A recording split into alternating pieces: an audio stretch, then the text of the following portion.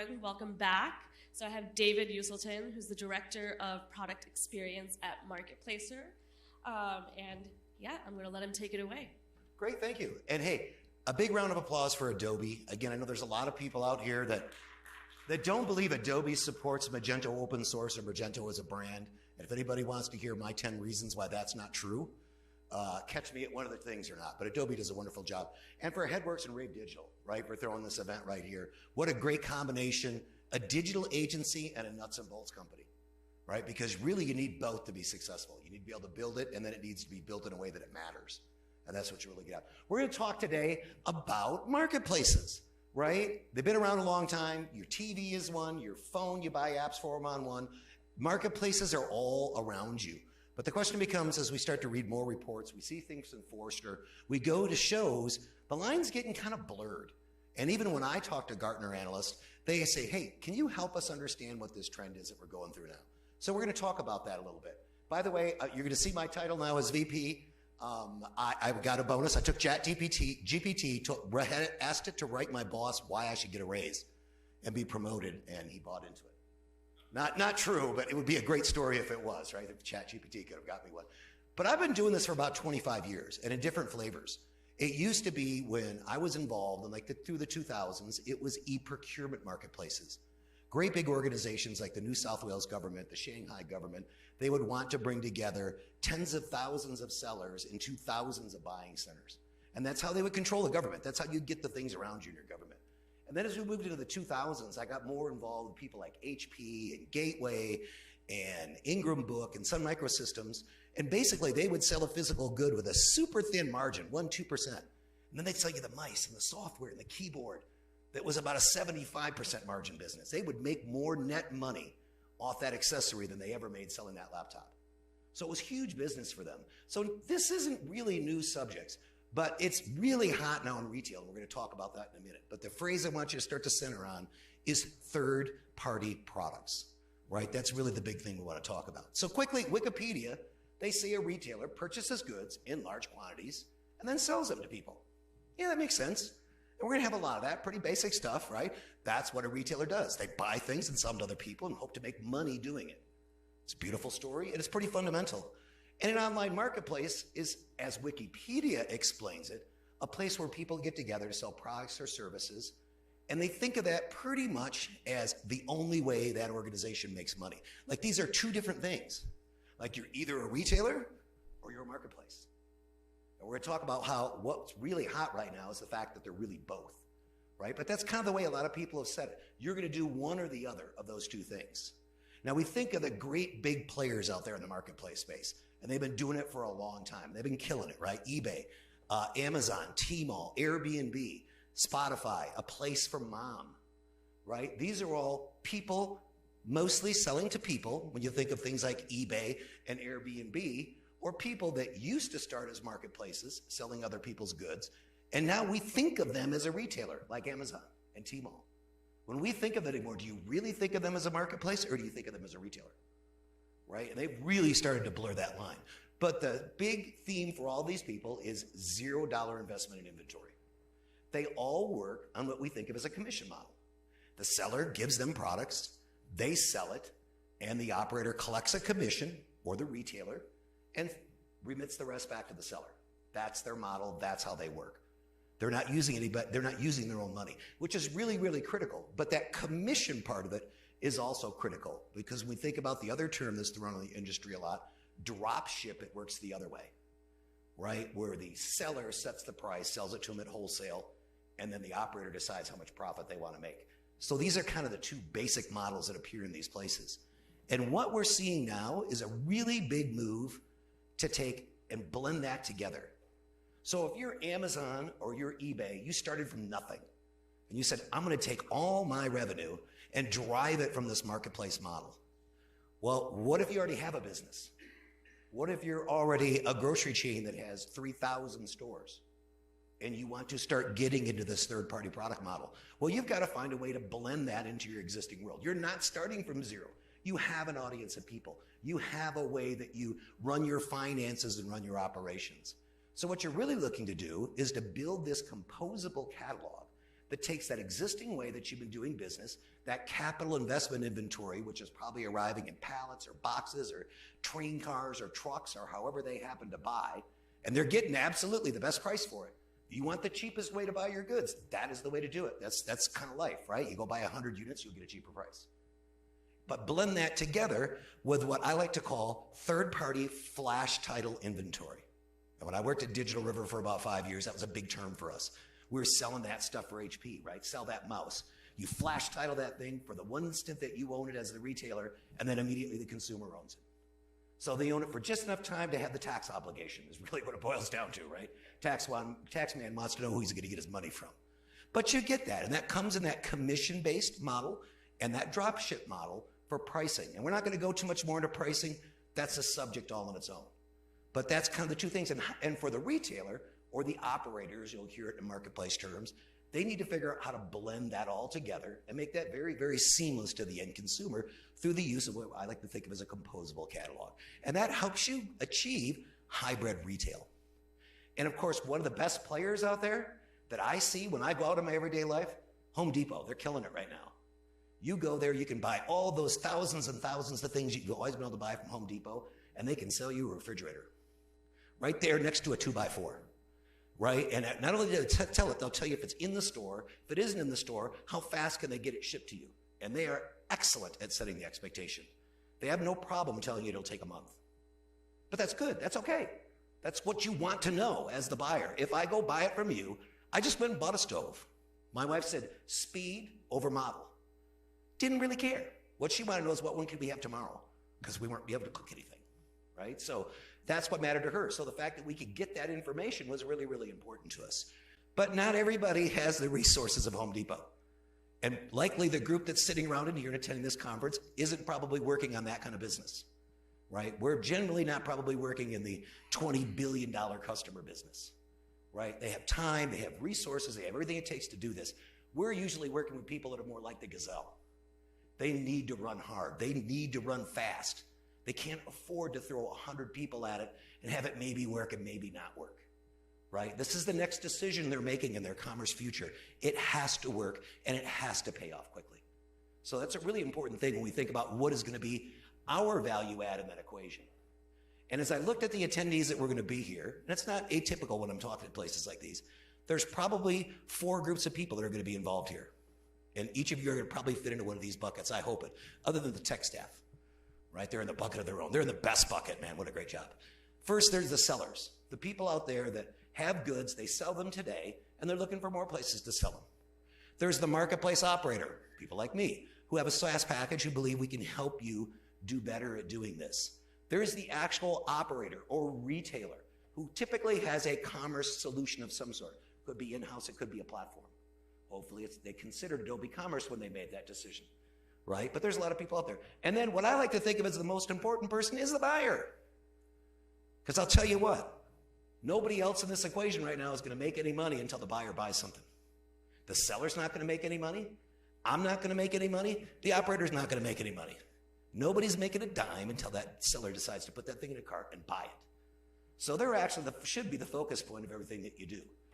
And the person who should be sitting there behind the scenes helping you make sure this all comes to life should be your SI partner. So you SI partners out there, you are ultimately responsible for making this be successful.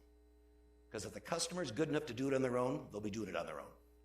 Typically, they're going to need you to give them a hand. And that's, again, why a mixture of what you see with Rave Digital and Headworks is so great. They have the nuts and bolts, they have the digital agency. Need to have both pieces to make that be able to function correctly for you. So let's take a quick look at the motivations and ideas behind each of those groups of people. First, the seller. Well, he's pretty simple. We already talked about it. He's just looking for another trading partner. He's just looking for more eyeballs. That's all he wants. And he wants to be able to do it in a way that kind of makes him the same amount of money he makes everybody else. He's got a business model. He's just looking for more eyes.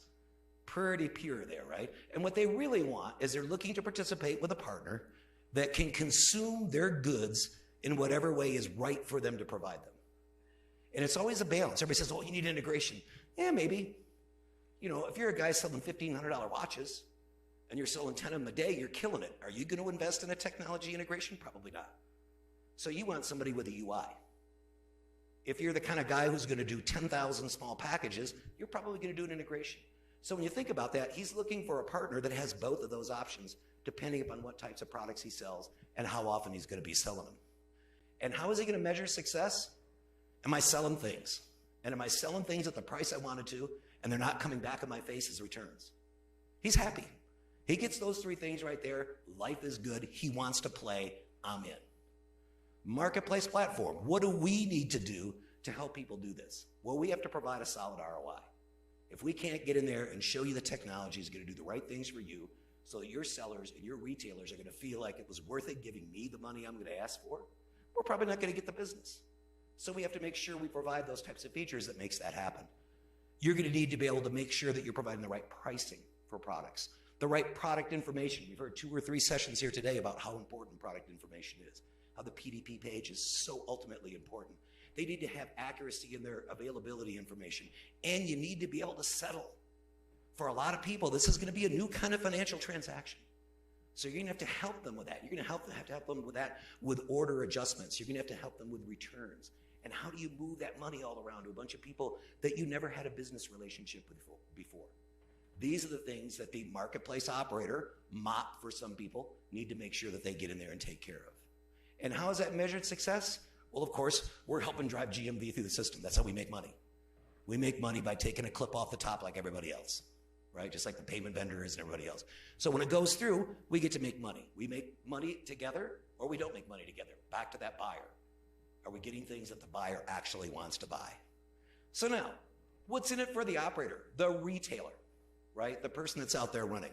Well, they want to augment their existing assortment with low capital investment inventory. That was a big picture, right? Again, you're selling somebody else's stuff. You didn't go buy a pallet of it. And in the world today, where it used to be you got close to a 0% loan for inventory, now you're paying 3 and 4%. Very, very different number. So there's a lot of people out there today that are retailers.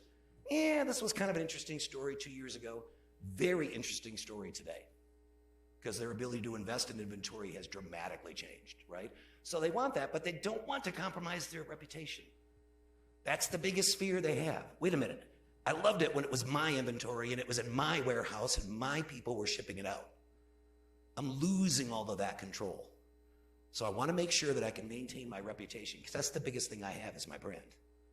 So what do they expect? They expect accurate product information. It's got to be able to lay up there with the rest of them. They need to be able to get it into their search. They need to be able to get it into the rest of the things that help their products be merchandised and found.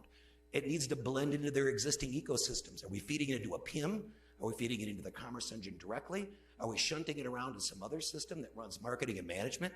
Am I using Adobe Workfront to manage that workflow and I need to shoot it into there as well? A lot of options of things that we typically have to fit into. And can we process those orders effectively? It's easy to talk about somebody bought one thing. I want to talk about grocery, where they buy 80 things and 5 of those are going to come from 3 different sellers, right? That's a difficult order. That's the type of thing sometimes you have to fit for people. And all points in between. The difference also could be SLA. If these people say, hey, I deliver in a day because Amazon's killing me, you better have sellers that can deliver in a day, or you're no longer meeting that customer promise. You're not hitting that original thing. You're starting to cost them in their reputation. And lastly, they want to see the same amount of money or more money than they were getting with first-party products. In the end, it's got to look the same profitability as they had with everything else. And they have KPIs that help measure that, and they want to make sure that this business model is going to fit their way in. So that's the retailer's consideration.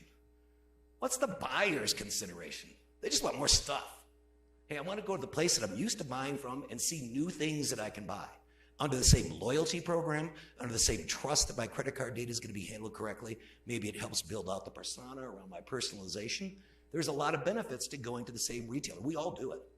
Given the choice, I'm going to go to the place that gives me the most loyalty points. I'm a points guy. I want to go to the moon. I have it in my head that if I get enough points, eventually I'm going to be able to go to the moon, right? So I'm always looking for points. So you just have to figure out what motivates them and make sure that everything fits in there and we have the right match for them. For most people that we're talking to today, they don't want the buyer to know it's coming from a third-party seller. This should be seamless. Some people do. Some people like what's called the buy box, where you hear from 3 sellers, buy from the guy you'd like. Yeah, we see that sometimes, but more people now that we're talking to, when you think of retailers not running pure marketplaces, layering that revenue in on top of their existing revenue, they like to hide that and hide it with confidence to know that as far as the buyer's concerned, it's just another product. And that's what the buyer wants. Hey, I'm buying from you, Mr. Brand. I'm not buying from them. I'm buying from you. And if something goes wrong, I'm expecting you to take care of it. And if they don't think there's anybody else there, inherently they believe that's going to be true. And how do they measure satisfaction? That it looks like any other product they've ever bought from that brand. And if they have to return it, they can return it as easily as they did with any other product with that brand. Super important. It may only be a return rate of 0.8%, super low, really nice. Wouldn't everybody like that, right? But that still has to go right because you're actually putting 0.8% of your customer base at risk if you can't execute correctly. And we all like to return. It's a bigger and bigger deal all the time. I love it. Go to Whole Foods. Don't need to bring the box, right? And you can send it back. That's the bar that's being set that people have to continue to meet. So there's a lot of options there. So SIs, those of you in the, why do you care about all this? Why should you care? Well, hopefully you have a happy customer if you're doing your job and you're launched and you're running along with great revenue and now you're looking back to your customer and going, what can I do for you next? How can I help you grow? Do you want to do personalization?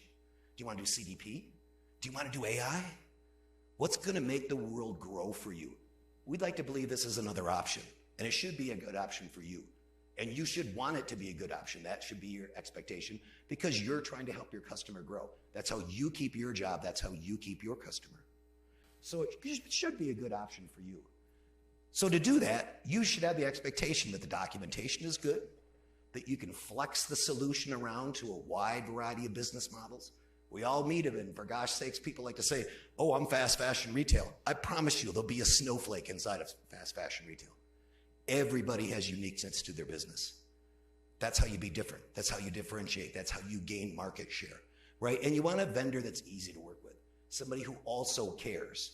Typically in this space, you'll find that because it's typically a rev share. And if people care about their business, they're going to want to lean in with you because they make money when you make money, when the customer makes money, when the seller makes money. Everybody makes money together when we create a happy customer. So, and in the end, your ultimate measurement of success will be, are we hitting the revenue targets that we talked to the customer about? And is my customer happy? Right? Because happy customers continue to engage you and they continue to listen to your ideas. So in conclusion, and then we'll have a few questions, hybrid retail. Slightly different word than marketplace. Same concept, same things. But think about it through the lens of the people who already have an existing business. They're already a retailer. They're not trying to create a pure play marketplace.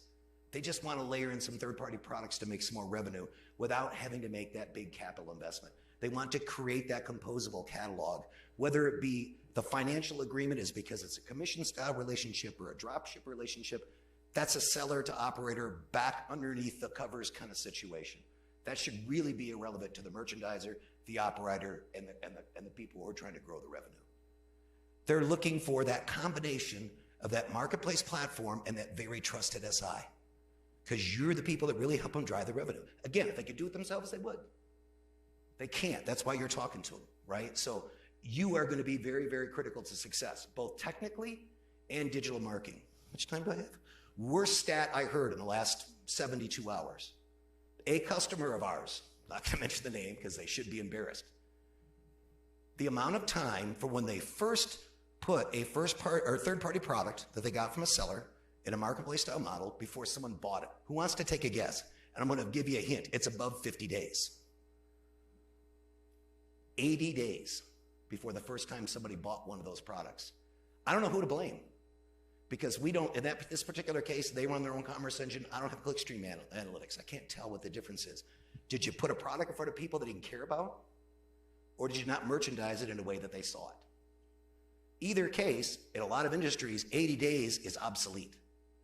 Fast fashion, it's gone out the store, right? You're selling winter coats in summertime, right? So, I don't know what the answer is to why it was wrong. All I know is it's wrong, right? And SIs can get in there and dig in and help people find the answers to those questions and make sure they're getting that ROI out of that investment in the platform.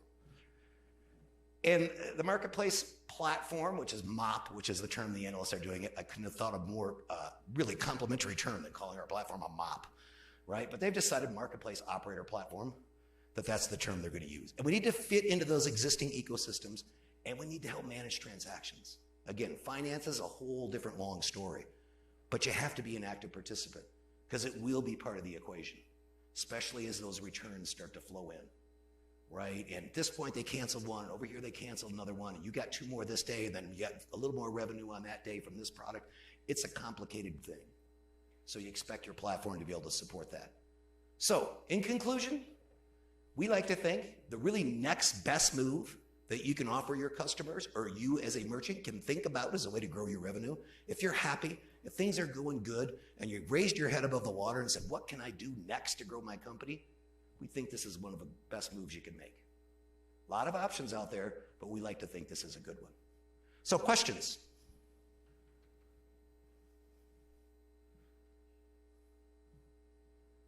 Ooh, it's such a good question, you need some mic. I don't know if I should run and hide or... It's too far away, Okay. No, I wanted to ask, typical, when you engage with a customer or SI, what's the typical duration for onboarding to launch up a marketplace? Kind of depends again on that, gorilla versus gazelle. Okay. Right. If you're a gazelle and you think, I got a pretty good idea who my customers are, I have a pretty good idea who I want to onboard with sellers, everything is working good, you're still going to have a couple of long poles in the tent that you're used to from an SI. They're going to be slightly different. Payment methods when you're first launching somebody, take the turn, settlement with the sellers will be probably an equally interesting challenge. Sure. Right? We have some options. There are a bunch of other options from PayPal and Hyperwallet and things like that people can use. But that will be one you'll probably have some discussion with your people. But if they know all those things, there's no reason they can't be seeing revenue through this platform in 60 days. I like to say 30, but my product team gets really mad at me. I know we build demos in 3 days. Yeah. So one would like to think you could somehow meet in the middle of there somewhere. Sure. But the usual things that you get hung up on, UI design, it's already settled. Right? You're likely going to have some data flow that you're going to have to work with. That'll be other long pole in the tent. You'll get some matching. We have to figure out how to match the seller stuff. We bring it all and homogenize it together. But typically, you're still doing some more massaging of that data between the operator platform and the actual commerce platform, or the PIM, depending upon where you're pushing that product information. Anything else? Wow, really is the end of the day, isn't it? If I had a beer barrel behind me, you guys would really have a lot of questions. Yes, sir.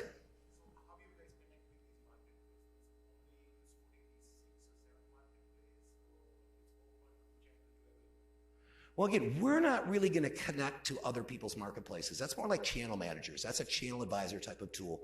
We're kind of providing the glue that takes a bunch of sellers or a seller. My biggest customer gets 85% of his third-party product revenue through 2 sellers. Sellers have super wide catalogs, but they get it through 2 people. And then we're typically connecting to their ecosystem. And again, if they're a smaller merchant, that's probably just the commerce engine.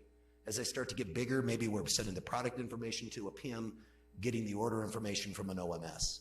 But we're kind of sitting there helping that retailer really kind of homogenize all those different sellers and product information, get it into their sales funnel, take their orders, split it back out across those sellers, and then do the financial reconciliation. Does that help? Did that answer?